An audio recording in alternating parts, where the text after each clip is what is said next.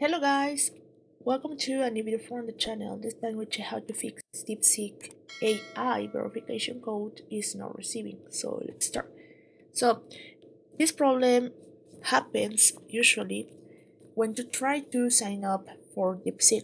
In my case, I couldn't register here because my domain from my email address was not supported by the app, so I couldn't. So that's the first option, that you have to check if your domain is supported by DeepSeek. The other option is check if there is no update for DeepSeek. For example, here's the app. If there is an update, you have to check if the update is available. So you can update the app and try to sign up again.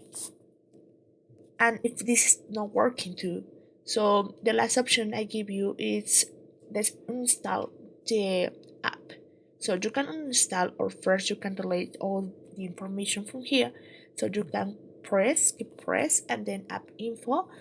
Then when you are on app info, just delete the data, clear all data, and then just click again on long press, uninstall, and try to install again. So that's the last tip I give you. So DeepSeek usually has these problems about sign up. I hope one of these tips helps you. Thank you for watching this video. Remember to subscribe and give thumb to this video.